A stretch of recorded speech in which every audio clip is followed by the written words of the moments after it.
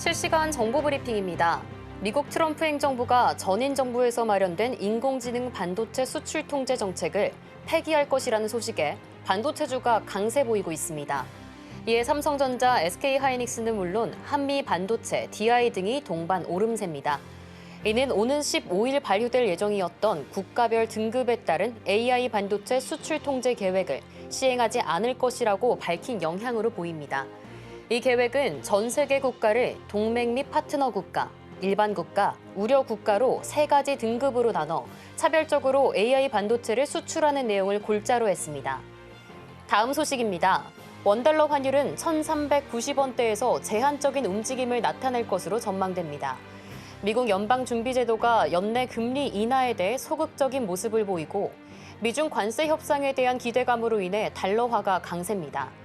다만 무역 합의 진전에 대한 기대로 위험 선호 분위기가 커지면서 달러 강세로 인한 환율 상승을 누그러뜨릴 가능성도 존재합니다. 다음 소식입니다. SK바이오사이언스의 주가가 강세입니다. 이날 장중한 때 SK바이오사이언스는 41,650원까지 오르기도 했습니다. 이는 1, 4분기 개선된 실적을 발표하며 매수세가 몰린 것으로 풀이됩니다. 전날 SK바이오사이언스는 연결 기준 올해 1, 4분기 영업 적자로 151억 원을 기록했다고 공시했습니다. 다음 소식입니다. 카카오가 올해 1분기 실적 부진을 발표하며 주가도 약세를 보이고 있습니다. 카카오는 이날 공시를 통해 올해 1분기 연결 기준 매출이 전년 동기 대비 6.3% 줄어든 1조 8,637억 원, 영업이익은 12.4% 감소한 1,054억 원을 기록했다고 밝혔습니다. 이는 증권가 전망치를 하회한 수치입니다. 더 많은 이슈들은 본방송에서 확인하시길 바랍니다.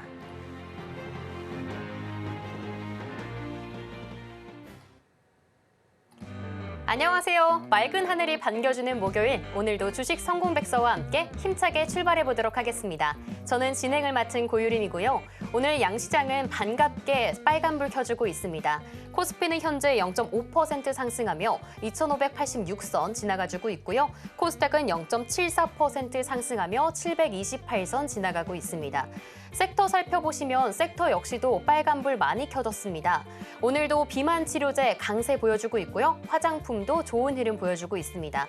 뿐만 아니라 AI, 탄소 중립, 여기에 이어서 임플란트도 정책주로 묶이면서 강세 흐름 보여주고 있습니다. 네, 오늘도 내 종목에 대한 준비 어떻게 해야 될까 걱정되시는 분들 많으실 것 같은데요. 오늘 주식 성공백서 전문가님이 함께 알려주시도록 하겠습니다. 끝까지 채널 고정 부탁드릴게요. 그럼 본격적으로 주식 성공백서 시작하겠습니다.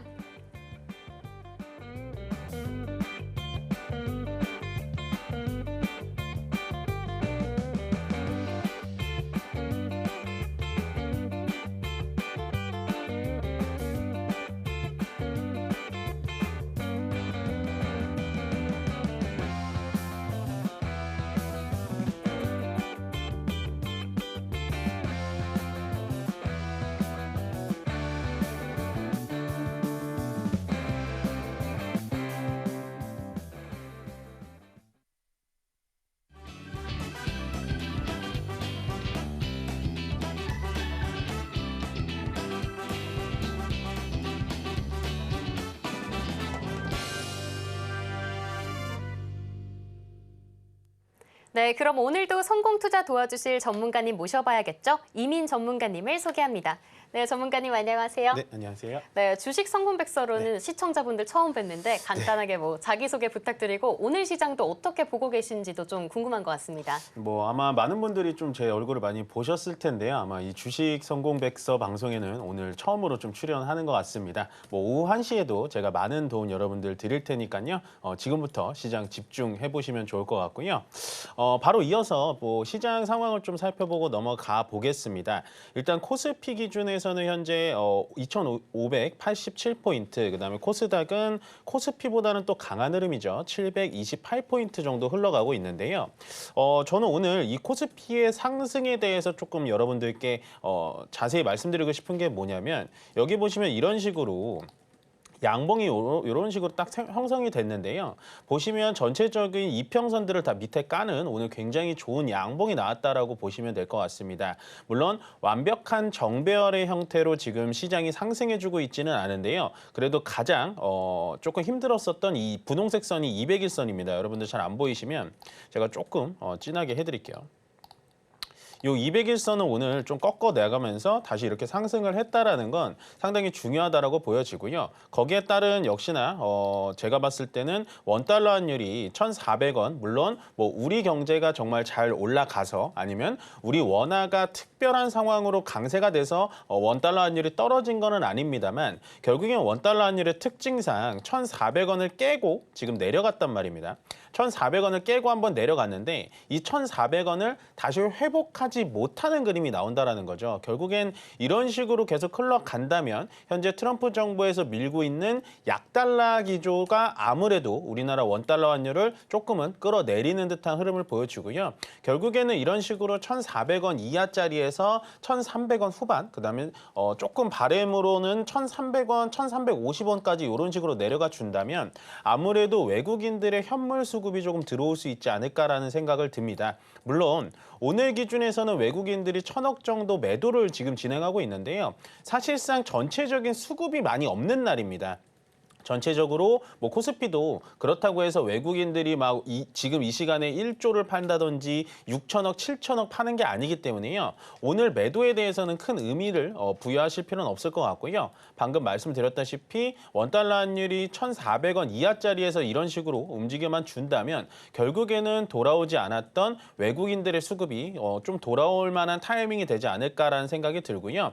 이제 한 달도 남지 않았죠. 저희 대선이 6월 3일이면 이제 누가 됐던 대통령이 나타납니다.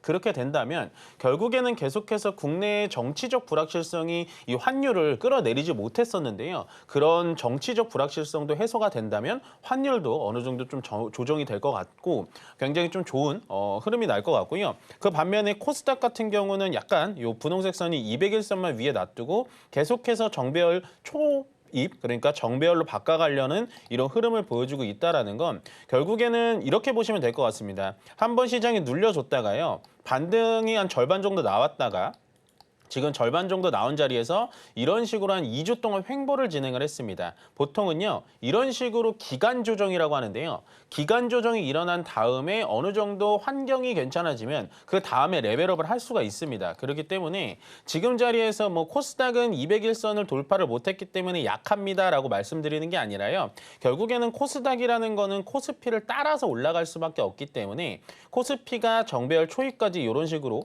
제대로 진열을 되어 왔기 때문에요. 아마도 이제 저희 방송을 좀 챙겨보시는 분들은 제가 이 자리에서 현금을 좀 만들어 놓자라고 말씀을 드렸는데 지금 장세에서는 어느 정도 좀 공격적인 매수도 들어가도 괜찮겠다라는 생각이 좀 들고 다만 이제 지수를 보면서 요즘에 시장을 대응하신다라기보다는 결국에는 지금은 약간은 예전 같으면은 삼성전자와 하이닉스가 전체적으로 반등이 나오면서 지수를 이런 식으로 쭉 끌어올려가면서 2650도 돌파하고 2700도 올라가고 이런 식으로 올라가는데요.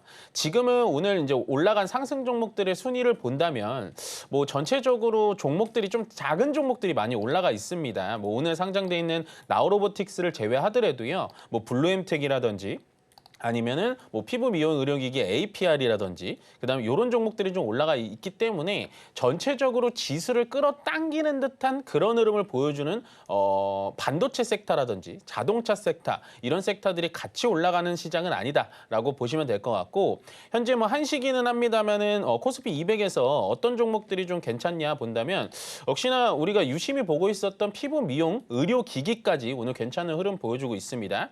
APR이 26%나 올라가면서 신고가 작성해 나가고 있고요. 오늘 코스피가 코스닥보다 강한 이유는 제가 봤을 때 이건 것 같습니다. 코스닥을 보시면 휴젤, 그다음에 클래시스, 파마 리서치 같은 피부 미용 의료 기기 쪽이 오늘 같이 강세를 나타내주면서 코스닥을 좀 끌어주는 듯한 흐름을 나타내고 있고요. 피부 미용 의료 기기가 가면은 또 어떤 섹터가 같이 가냐면 화장품 섹터도 같이 갑니다. 물론 지금 의료 기기만큼은 많이 가지는 못하지만 그래도 뭐 아모레 퍼시픽이라든지 기타 우리가 봤었던 코스맥스 같은 화장품 같은 종목들도 같이 올라가고 있으니까요. 오늘 시장 같은 경우도 역시 지수는 좀 어느 정도 자리를 잡아줬는데 전체적인 종목 자체가 개별 종목 장세다라고 정리를 해드리면 좋을 것 같고요. 시장은 앞으로도 좀 상승의 여력은 이제는 좀 부담 없이 한 제 욕심으로는 2650선까지는 좀 보이지 않을까라고 조심스럽게 예측해 보도록 하겠습니다. 네, 오늘 좋은 양봉 보여주고 있는 시장입니다. 특히 외국인들이 앞으로 들어올 거라고 하니까 더 기대감이 증폭되고 있는데요. 이제 공격적으로 들어갈 전략 궁금하신 분들 많으실 것 같습니다. 이럴 때일수록 이민 전문가님과 함께 공부하시면 시장에 대한 시각 키워보실 수 있는데요. 끝까지 함께 공부해보시길 바랍니다. 네, 그럼 이어서 오늘 시장을 강타하는 이슈는 어떤 게 있는지 하나씩 만나보도록 하겠습니다. 전문가님 눈에 보이는 힘이 있는 이런 키워드들 지금 바로 만나볼게요. 네, 전문가님. 네. 오늘 처음 뵙는 만큼 어떤 이야기 들려주실지 더 기대가 되는 것 같은데요. 첫 번째로 환율 안 짚어볼 수가 없는 것 같습니다. 연휴 쉬고 돌아오니까 환율도 좀 진정된 모양새 보여주고 있는데 환율 관련해서는 어떤 업종이 좀 강세 보여주고 있나요? 일단은 환율이 우리가 생각지도 않게 내려왔잖아요. 그러니까요. 네, 어떻게 보면은 우리가 잘해가지고 환율이 내려왔다라기보단 네. 지금 제가 연휴 내내 이 환율이 급락이 나와서 쉬지를 못했거든요. 도대체 그렇군요. 이유가 뭔지 너무 궁금해가지고 보다 보니까 이제 대만의 이제 보험회사에서 결국에는 외화 달러를 다시 원화로 바꿔가면서 우리나라 원화도 같이 사들이면서 원화가 좀 달러 대비 강세가 나왔던 거고.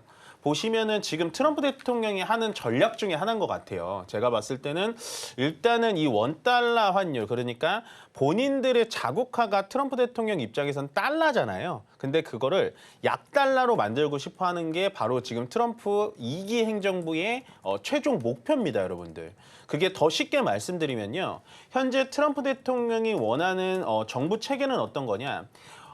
외국에 나가 있는 제조업 시설을 다시 우리나라에 갖고 들어오면서 미국에서 제조를 하면서 그 제조된 물건을 수출을 하는 게 바로 트럼프 대통령의 최종 목적이에요. 그렇게 되려면 현재 달러가 약하면 약할수록 자국 내에서 만든 물건을 조금 더 싸게 공급할 수 있기 때문에 어느 정도 좀 경쟁력이 생길 수 있을 거다라는 게 바로 현재 트럼프 대통령의 최종 목적이고요. 그거에 따라서 그냥 달러만 약세를 시키면 안 되잖아요. 그래서 참 재밌는 게 뭐냐면 최우방국들이라고 불리죠. 뭐 대만, 일본, 우리나라까지 포함해가지고 절하가 아니라 원화 절상을 얘기를 하고 있는 겁니다. 그렇기 때문에 아마도 우리나라가 이번에 뭐 2주 동안 협상을 보고 뭐 2+2 뭐 협상이다 이런 얘기가 나올 때 스콧 베세트 장관이 이 원달러 환율에 대해서 분명히 우리나라 원화에 대해서 절상 얘기가 많이 나올 것 같다라는 생각이 들고요. 그렇기 때문에 앞으로는 환율은 제가 봤을 때는 1,300원 초반대까지 떨어지는 거를 좀 예측을 해봐야 될 것 같습니다. 저는요 이렇게 생각합니다. 현재 환율이 급격하게 떨어지다 보니까 시장에서는 양측 간의 지금 의견들이 있어요. 환율이 급격하게 떨어지게 돼가지고 여태까지 수출로 잘 먹고 살았던 수출주들이 지금 많이 떨어지고 있다. 이런 얘기가 좀 나오고 있는데 저는 일단은 주식시장으로 봤을 때는 일단은 환율적인 부분에서 환율이 주식시장에는 무조건 호재일 수밖에 없다라고 생각하는 사람입니다. 그렇기 때문에 지금은 뭐 수출주들이 또 갑자기 악영향을 끼칠 수 있다라고 생각하는데요. 우리가 조금 한 6개월 정도 전만 생각을 해보더라도 환율은 원래 1,300원 초반대였습니다. 그게 갑자기 계엄령이 터지고 그다음에 무역 그 판때기 들고 나와가지고 무역 뭐 관세 전쟁 뭐 이런 얘기가 나오면서 환율이 막 1,500원대 가까이 올라가는 거에 익숙해졌을 뿐이지 지금 보시면 저는 오히려 환율이 내려가면 내려갈수록 전체적인 우리나라 주가에는 훨씬 더 좋은 영향이 끼쳐질 거라고 보여지고요. 거기에 따라서 이제 어저께 아마도 우리나라 주가에 좀 힌트가 됐을 거라고 보여집니다. 여기 보시면은 일단 1,300원대로 내려가면서 뭐 대한항공 같은 경우가 7% 올라갔고요. 그다음에 아시아나 5% 요 정도 올라갔고 그 보시면은 이제 한전이라든지 한전 그다음에 대상이라고 불리는 요 식품주들 요런 종목들이 좀 올라갔는데 우리가 좀 의아해할 수도 있죠. 환율이 이렇게 떨어지는데 왜 이렇게 항공주가 올라갈까라고 하실 수 있는데요. 아마 이 시간에 여러분들 좀 배워가셨으면 좋겠습니다. 보통 대한항공이나 아시아나항공 같은 항공주들은요. 국제 간의 관계, 국제 간의 교류를 하면서 사업을 하는 거기 때문에 보통 원화로 이렇게 지불을 하거나 하질 않아요. 국제 통화인 달러로 모든 결제를 진행하기 때문에 대한항공과 아시아나항공 그러니까 어떻게 보셔야 되냐면 예를 들어서 모든 기업에는 부채라는 게 있습니다. 그러니까 은행에 빚을 내는 거 있죠. 그러니까 우리 개인으로 따져도 부동산, 그러니까 아파트를 한 채 사더라도 은행에 빚을 내고 사잖아요. 근데 대한항공과 아시아나의 부채의 특성은 뭐냐면 외화 부채라는 게 많아집니다. 그래서 결국에는 달러 자산으로 부채가 많아지는 기업들이 대한항공과 아시아나인데요. 만약에 원화가 강세되고 달러가 약하게 된다면 대한항공과 아시아나가 갚아야 되는 부채의 양이 점점 줄어들 수밖에 없는 거죠. 조금 이해가 가시려나 모르겠는데 쉽게 말씀드리면 대한항공의 외화 부채가 한 4조 6천억 원 정도 됩니다. 근데 만약에 환율이 10원 떨어지면요. 그러니까 우리 원화가 강세되고 환율이 10원 떨어지면 그 외화 부채가 300억 줄어드는 효과가 나오는 거예요. 그래서 요 사이에 50원 정도 외화 부채가 그 원달러 환율이 떨어졌는데 대한항공 입장에서는 1,500억 정도를 그냥 앉은 자리에서 좀 수익을 나는 그런 좋은 현상이지 않을까라는 생각이 들고 그다음에 이제 한국전력 같은 경우도 수혜 대상 줍니다. 어떻게 보시면 한국전력과 대한항공 뭐 이런 기업들을 비슷하게 보시면 되는데 원달러 환율이 떨어지면 한전에서 보통은 전기를 만들려면요. LNG라든지 뭐 이런 유연탄 같은 것들을 대부분 수입에 의존을 하고 있습니다. 그렇기 때문에 원달러 환율이 원화가 강세가 되면 그 수입하는 양이 늘어나기 때문에 어느 정도 또 이익에 충분히 기여를 할 수가 있고 그다음에 대상 같은 식품주들을 또 마지막으로 보여드리고 싶은데요. 우리가 이렇게 가만히 보면 라면 여러분들 많이 드시잖아요. 근데 뒤에 보시면 밀, 뭐 소맥분, 팜유 이런 게 써 있을 겁니다. 제조. 근데 거의 그게 외국산이에요.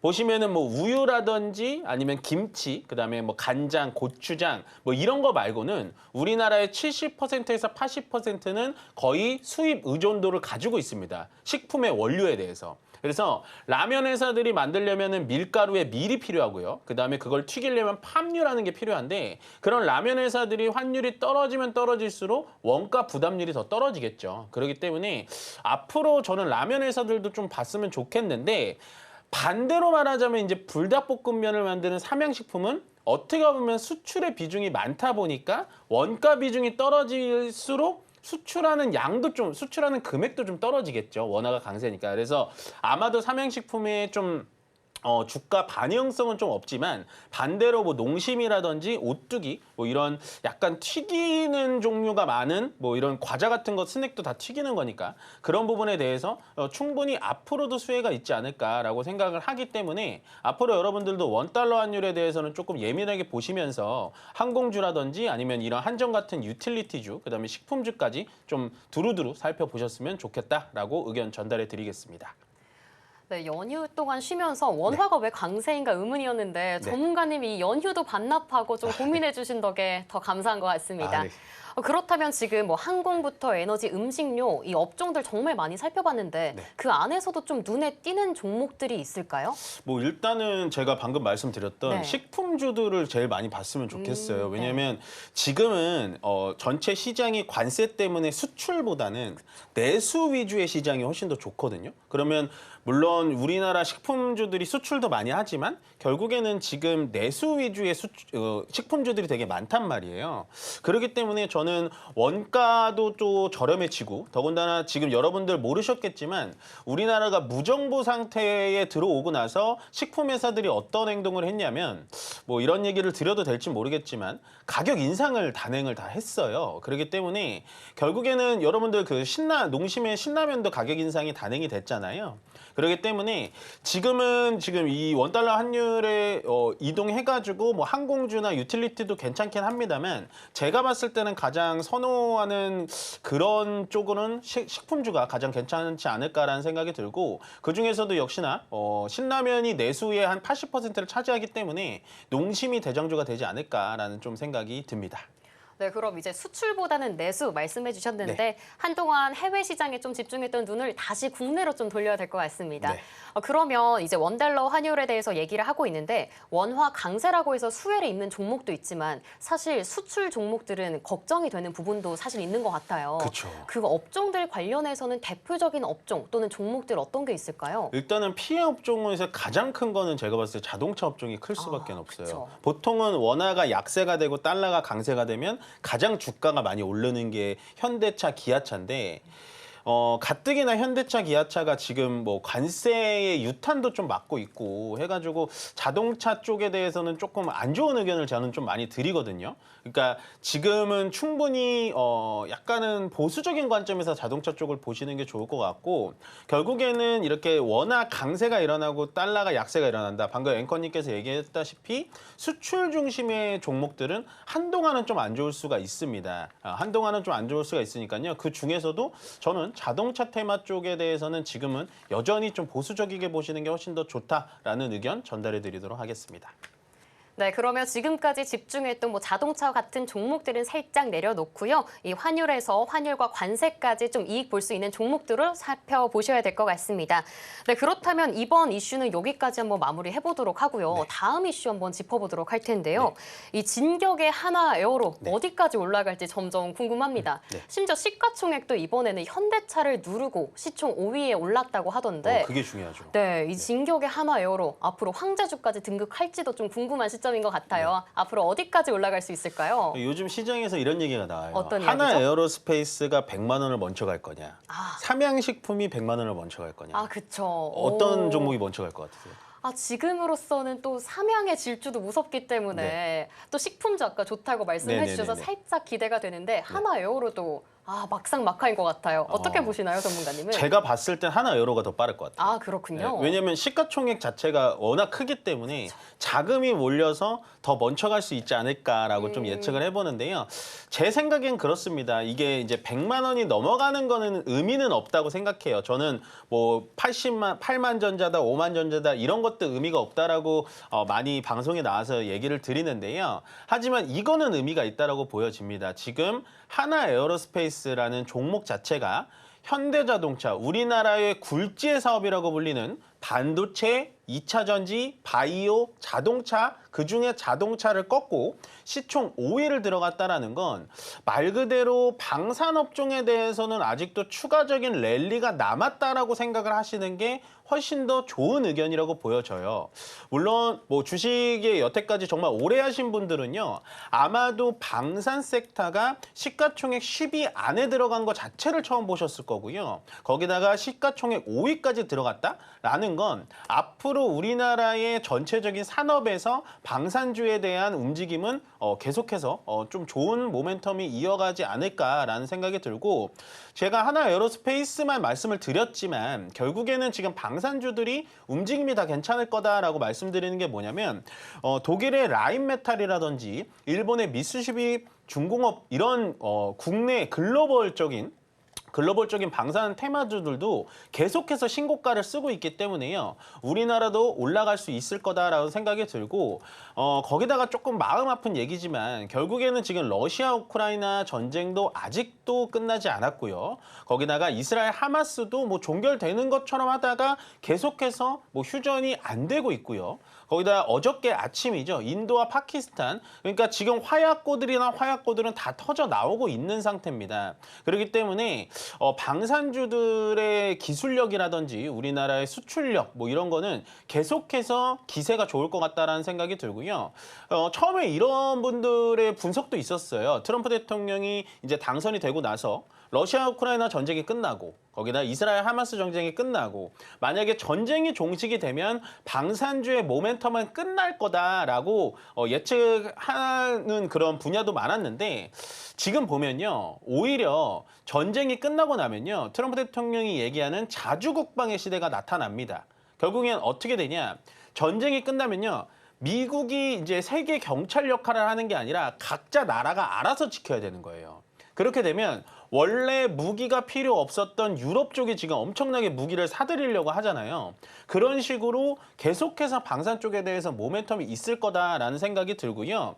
지금 뭐 요 PPT를 차치하고 제가 차트를 잠깐 보여드리면 자, 제가 방산주가 왜 좋냐. 하나 에어로스페이스 한번 볼게요. 여러분 차트가 어떻습니까? 이 차트가 뭐냐면요. 돌파 매매입니다. 돌파. 전고점을 돌파를 했거든요. 어저께 돌파하고 오늘 또 양봉을 그려가면서 재차 돌파를 얘기를 하고 있는 거예요. 이런 차트가 왜 센 거냐면 전고점을 이런 식으로 맞고 떨어질 만한 했는데 결국에는 다시 이렇게 쭉 올라갔다. 그렇지만 하나 에어로스페이스만 올라갔냐? 다른 종목 보겠습니다. LIG 넥스원 오전에 상당히 좀 약했었거든요. 예, 별로 움직임이 없었습니다. 지금 보여드리는 건 분봉인데요. 갑자기 11시 한 12시, 11시 반 정도 기점에서 쭉 올려주는 그런 흐름 보여줬는데 결국엔 LIG 넥스원도 이런 식으로 보시면 오늘 바로 신고가 경신을 해버렸죠. 예, 경신을 해버렸고 그 다음에 보시면은 현대로템 볼게요. 현대로템 같은 경우는 지금 어떻나요? 신고가를 뚫을까 말까 하는 그런 차트까지 와 있죠. 예, 차트까지 와 있죠. 오늘의 방산주들의 흐름이 어땠냐면요. 오전에 이런 식으로 지지부진하게 쭉 내리끌다가 어저께 뭐 인도와 파키스탄 사태가 이제 좀 잠잠해졌나? 막 이러면서 내려 깔다가 후반에 11시 반 이후로 계속 이런 식으로 올라가거든요. 예, 보시면 현대로템도 지금 신고가 뚫기 일보 직전입니다. 그다음 마지막으로 하나 시스템 볼게요. 요거는 이제 어저께 신고가 돌파를 해가지고 제가 유심히 봤던 종목인데 결국엔 뚫고 나서 오늘 아쉽게도 음봉이기는 합니다만 신고가 영역에서 재차 상승을 보여주고 있다. 지금 제가 몇 종목 보여드렸나요? 총 4종목 보여드렸습니다. 4종목이요. 지금 시가총액이 작은 종목들도 아닙니다. 하나 시스템부터 하나 에어로스페이스까지 보통 방산주들 중에서는 시가총액 상위 종목들을 보여드렸는데요.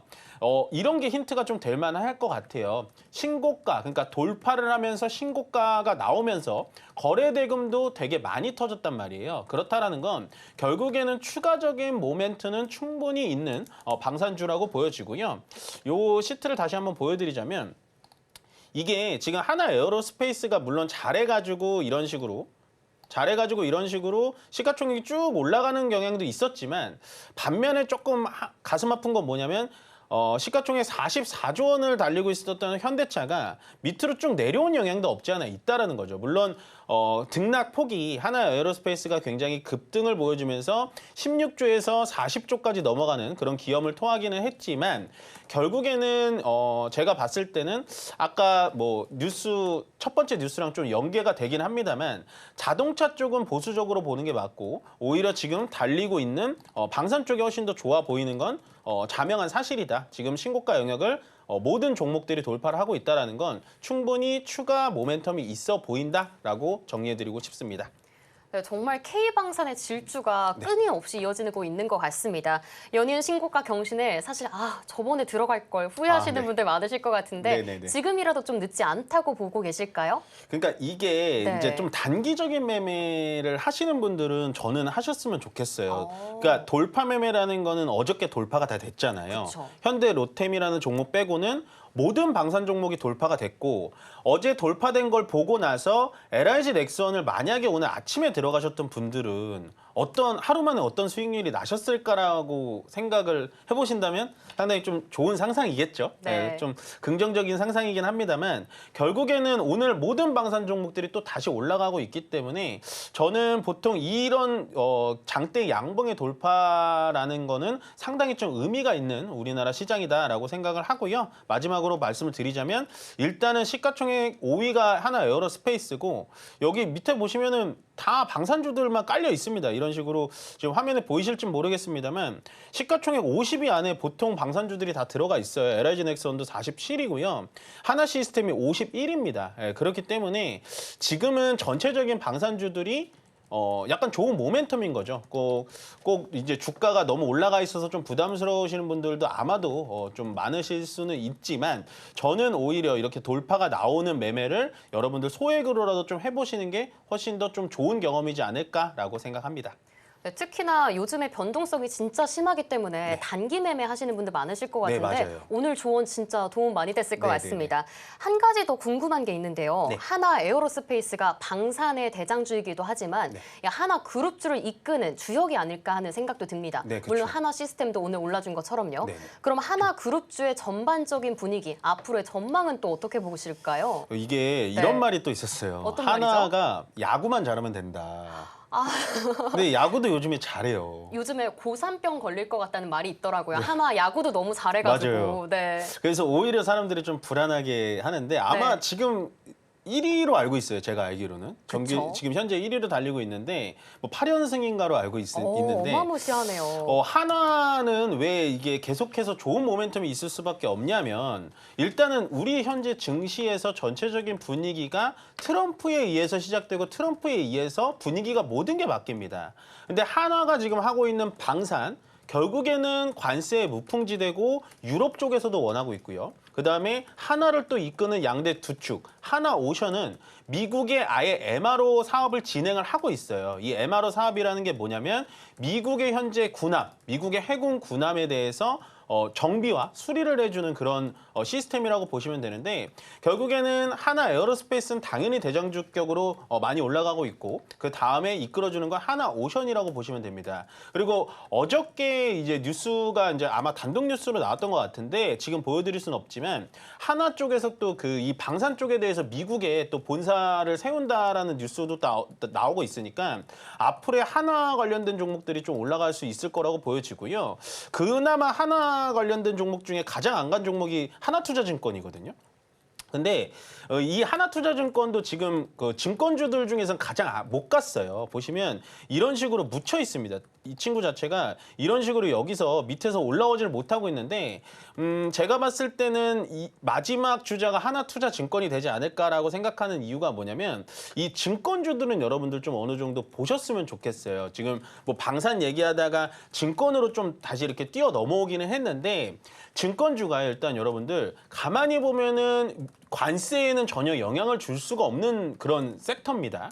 거기다 두 번째, 우리가 뭐가 생겼죠? 3월 31일부터 생긴 게 넥스트레이드라고 해가지고 프리마켓과 애프터마켓이라는 게 생겼습니다. 그러면 증권업에서는 어쨌든 간에 거기서 거래가 많이 일어나든 많이 일어나지 않던 결국에는 수수료 싸움을 해가지고 프리마켓과 애프터마켓에서 거래가 일어나게끔 해서 수수료가 어느 정도 당연히 증권사에는 들어갈 수밖에 없다라고 보여지기 때문에 저는 하나투자증권이 상당히 좀 메리트가 있는 가격이다라고 생각이 들고요. 거기다 하나투자증권은 결국엔 비트코인과도 또 연결이 돼 있잖아요. 현재 많이 저평가되어 있는 비트코인도 요즘에 또 꿈틀꿈틀 올라오고 있기 때문에 아마도 하나투자증권까지 또 올라가게 되면 전체적인 하나 종목들은 다 좋은 그림을 그려주지 않을까라고 예측해 보겠습니다.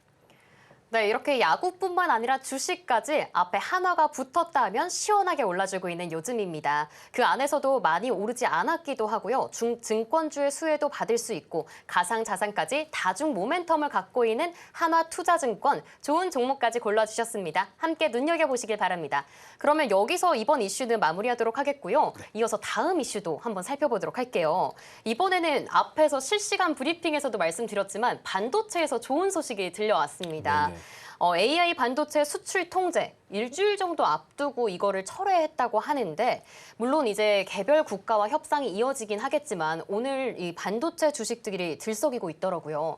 앞으로 반도체 좀 봄이 다시 좀 찾아올 수 있을까요? 근데 이게 네. 저는 오늘 이 트럼프 대통령이 AI 반도체 이 수출 통제를 철회했잖아요. 그렇죠. 근데 이게 약간 오해하시면 안 될 것 같은 게 네. 수출 통제를 철회했다고 해서 수출을 하게 해주겠다라는 건 아니에요.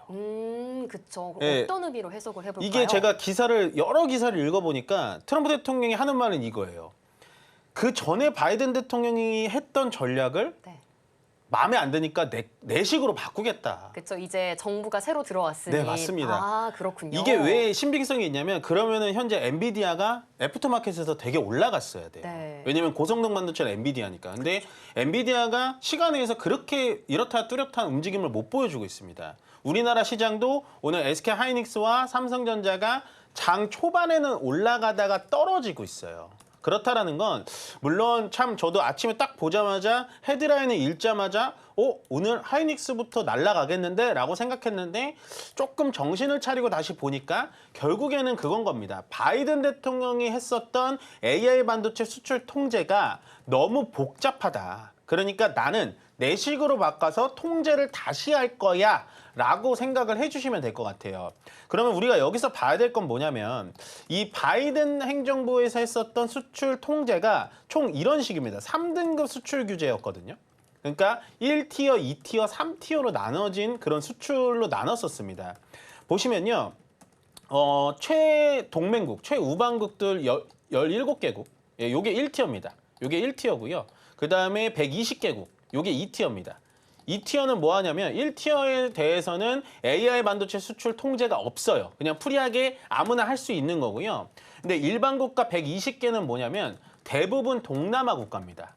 예, 이 국가들은 라이센스라는 그런 자격을 받아야 수출이 가능한데요. 이건 왜 그러냐면 이제 뭐 말레이시아라든지 베트남이라든지 캄보디아에 중국의 이제 수출 우회 수출이 가능하잖아요. 그렇기 때문에 120개 국가를 통제를 했고 마지막에 이제 중국, 러시아, 북한 예, 여기 인도도 들어가 있거든요. 인도는 3단계 그리고 이런 나라에는 아예 수출 규정을 통제를 해버렸습니다. 이게 바이든 대통령 때의 규제인데 지금 트럼프는 이게 너무 복잡하다는 겁니다. 예, 복잡하다는 거고 아마도 제 예상으로는 트럼프는 어떻게 할 거냐.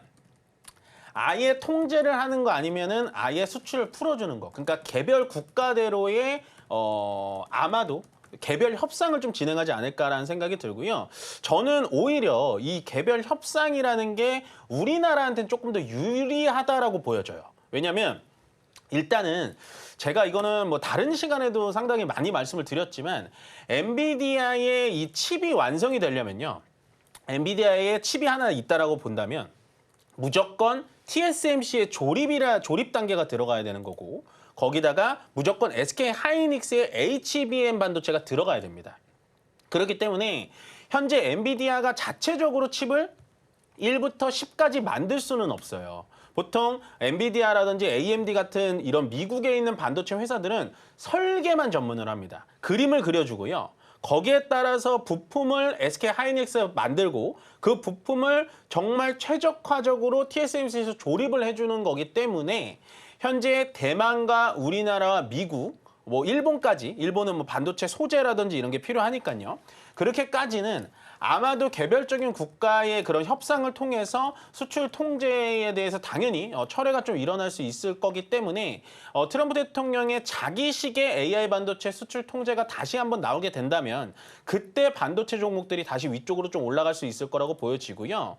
뭐 앵커님께서 반도체 종목들 앞으로 좋을 거냐라고 물어보셨지만 저는 반도체 종목에 대해서는 정말 길게 본다면 당연히 좋을래야 좋을 수밖에 없을 거라고 보여지고 관세의 영향은 그럼 어떻게 해요? 라고 하실 수도 있어요. 반도체에 대해서 여러분들 관세를 때리잖아요. 그럼 제가 대만과 우리나라, 미국 이렇게 연결이 돼 있잖아요. 만약에 하이닉스의 관세를 때려서 HBM이 비싸지게 되면 미국에 있는 모든 가전제품과 AI 데이터 센터가 비싸질 수밖에 없는 구조입니다. 그렇기 때문에 반도체에 대해서는 쉽사리 관세 얘기를 지금도 못하고 있죠. 의약품에 대해서만 얘기를 하고 있기 때문에 저는 오히려 반도체에 대해서는 관세 부분에 대한 뭐 여파, 두려움 뭐 이런 거는 지금 상황에서는 오히려 역발상적인 자세로 반도체를 좀 들어가시는 게 훨씬 더 좋아 보이지 않을까라고 의견 전달해 드리도록 하겠습니다. 네, 정말 주식 체크해 보니까 하루 안에도 주가의 변동성이 정말 커진 우리 시장인 것 같은데요. 사실 반도체가 좀 올라줘야 외국인도 다시 우리 시장을 들어올 수 있고요. 또 국내 증시도 다시 웃을 수 있는 것 같습니다. 그쵸. 그때 좀 주역이 삼성전자와 하이닉스일 것 같은데 이 두 종목에 대해서 많이 들고 계시기도 할 거고 앞으로 향방도 많이 궁금하실 것 같아요. 네네네. 좀 어떻게 체크해 보면 될까요?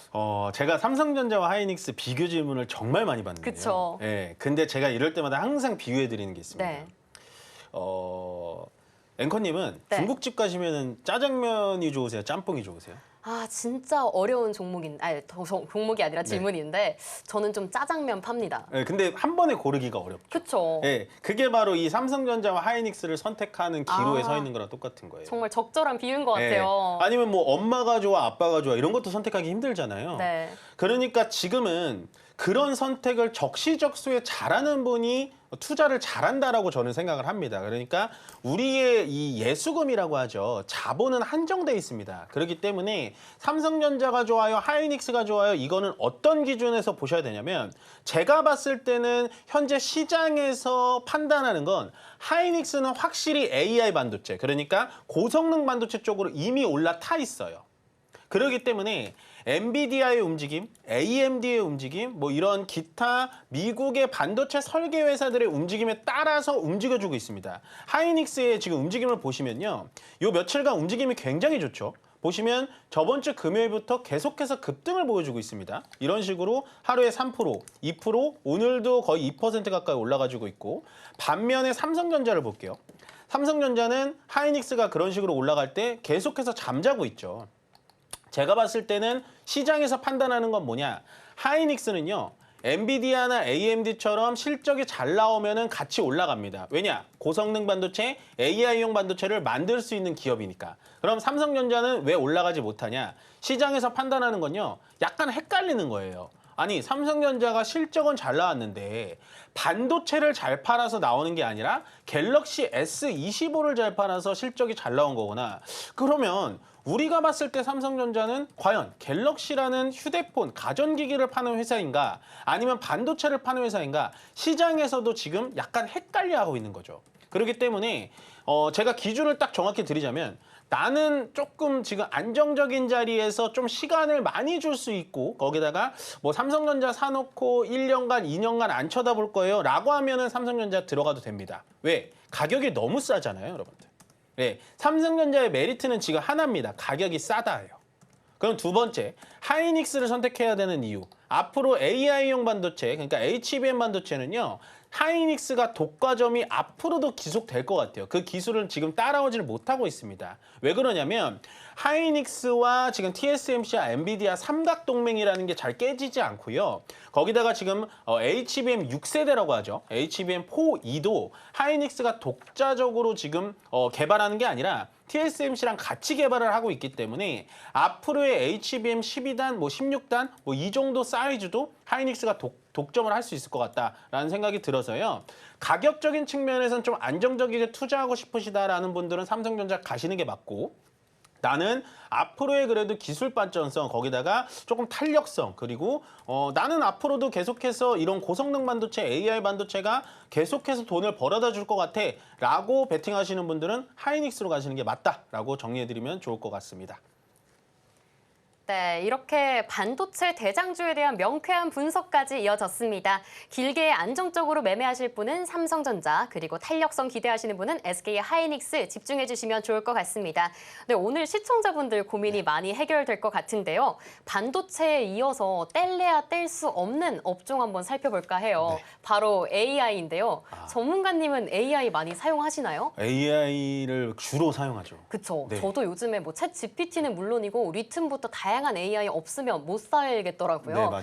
또 이번에는 애플에서도 AI를 좀 지지하는 소식이 나왔다고 해서 이 부분도 한번 여쭤보려고 합니다. 요게 이제 아마도 오늘 궁금하신 분들이 많을 것 같아요. 네. 애플이 이 얘기가 나오면서 네이버가 떨어졌어요. 카카오도 떨어지더라고요. 네. 물론 뭐 카카오야 실적 때문에 오늘 좀 떨어진 경향도 있지만 네이버가 그 좋던 네이버가 5%나 떨어졌거든요. 그쵸. 예, 이게 아마 여러분들 좀 착각하실 수 있는데 애플이 새로운 검색 기능을 도입한다라는 뉴스가 아니고 네. 애플이 현재 반독점법에 걸렸거든요. 아, 그쵸. 예, 그래서 뭐 지금 휴대폰 애플 쓰세요 혹시? 네, 애플 그 사용합니다. 사파리를 누르면 네. 구글이랑 무조건 연동이 된다라는 거예요. 그게 지금 반독점법에 걸린 겁니다. 네. 왜냐면 다른 그 뭐 예를 들어서 뭐 인터넷 익스플로러도 쓸 수 있는데 왜 구글만 쓰냐라고 하면서 알파벳이 같이 떨어졌거든요. 네. 근데 이제 애플에서 그 소송을 반박을 하면서 내놓은 게 뭐냐면 이게 우리 사용자들을 검색을 해보니까 사파리를 검색하는 사람보다 퍼플렉시티라든지 챗 GPT를 쓰는 사람이 더 많다. 이제는 좀 추세가 역전이 네. 됐네요. 그러니까 사실은 알파벳을 공격하려는 게 아니고 거길 빠져나오려고 그만큼 사파리 안 쓴다라고 얘기를 하는 게 지금 이렇게 와전이 된 거죠. 아, 네, 얘기가 커진 거죠. 그렇군요. 그래서 검색 엔진에 해당하는 네이버의 주가가 오늘 좀 그렇죠. 하락을 크게 했군요. 그렇죠. 왜냐하면 네이버에는 AI 기능이 물론 하이퍼클로버 X라는 게 있지만 지금은 뭐 솔직히 많이 상용화가 돼 있지 않기 때문에 거기에 따라서 네이버가 좀 많이 떨어진 것 같고요. 지금 애플이 정답을 얘기해 준 것 같습니다. 결국에는 뭐 오늘 의도치 않게 애플이 알파벳의 주가까지 같이 떨어뜨려 놓기는 했습니다만 앞으로의 검색 시장 여러분들 한 20년 전으로 우리가 돌아가 볼게요. 네이버라는 건요. 지식인으로 떴습니다. 뭐든지 물어봐서 정답을 얘기해주지 않고 사람들이 의견을 얘기하면서 거기에 정답을 찾아가는 그런 재미를 주면서 지식인으로 네이버가 떴는데 그 다음에 네이버가 검색 엔진으로 쭉 가다가 한 번 정도 브레이킹을 맞았어요. 그때가 언제냐? 유튜브라는 채널이 활성화되면서 그러니까 사람들이 원래는 활자체인 검색을 하다가 갑자기 동영상 클립이라고 하죠. 비디오 클립이라고 하는 동영상 검색으로 찾아 나서기 시작한 겁니다. 뭐 예를 들어서 뭐 짜파게티 끓이는 방법 이런 거를 글로 읽는 것보다 동영상을 보는 게 훨씬 더 쉽잖아요. 그래서 유튜브가 들어오고 나서부터 검색량이 상당히 떨어졌다. 네이버가. 그래서 주가도 많이 떨어졌었고요.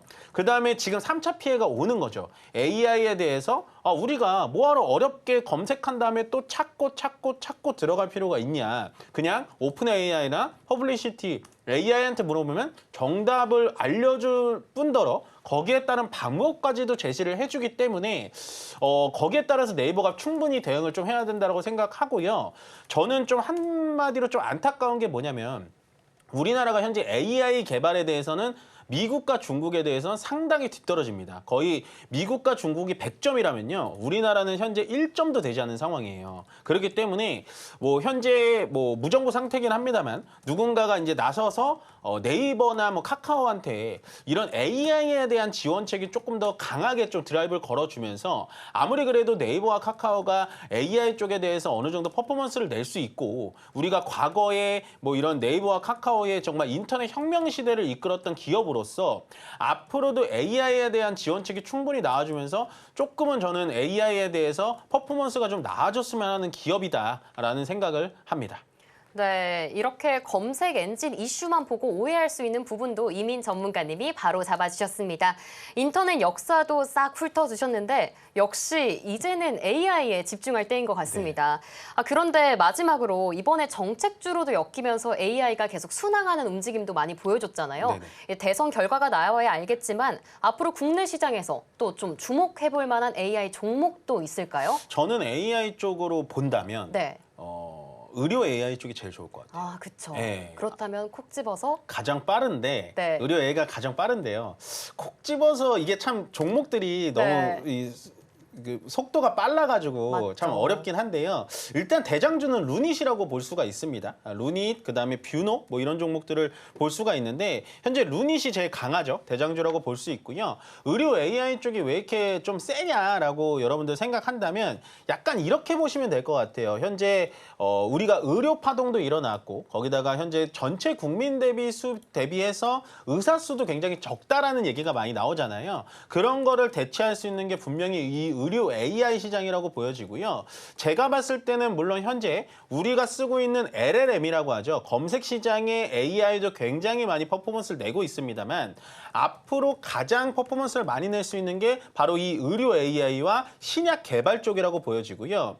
심지어 우리가 한 2달 정도 됐나요? 샘 올트먼하고 저기 그 일본의 소프트뱅크 회장님이 미국 가가지고 스타게이트라는 거를 결성을 했잖아요. 10조 원 규모로 기억하는데 그 스타게이트를 결성을 하면서 가장 궁극적인 목적이 그 프로젝트의 궁극적인 목적도 바로 이 의료 AI랑 신약 개발 쪽입니다. 다만 우리나라의 현재 의료 AI 기술이 조금 떨어져요. 좀 떨어지고 많이 상용화가 안 돼 있습니다. 그만큼 아직도 이 의료 AI 기술을 의료 쪽에 접목시키는 것 자체에 대해서 어느 정도 좀 보수적인 시선을 좀 갖고 있기 때문에 상용화가 좀 멀기는 했습니다만 그래도 루닛, 뷰노 같은 종목들이 좀 지켜주고 있기 때문에 저는 앞으로 의료 AI를 본다면 루닛 쪽을 좀 대장주로 보시는 게 가장 좋은 선택이지 않을까라고 생각합니다. 네, 오늘 애플에서 나온 AI 이슈에서부터 의료 AI까지 모두 훑어봤습니다. 오늘 이민 전문가님과 함께했던 1시간이었는데요. 오늘 처음으로 주식 성공백서 찾아주신 만큼 더 다양하고 더 유익한 이야기들 많이 들려주신 것 같습니다. 그만큼 항상 전문가님과 공부하시면서 주식 고수 되시길 바랍니다. 그럼 오늘도 꿀팁들 잘 담아가셔서 성공 투자하시길 바라겠고요. 참고로 오늘 본방송에서 제공하는 정보는 투자 판단을 위한 조언일 뿐 해당 자산의 가치와 상승을 보장하지 않습니다. 네, 오늘 저희가 준비한 내용 여기까지고요. 저희는 내일 오후 1시에 다시 돌아오도록 하겠습니다. 시청해주신 여러분 고맙습니다.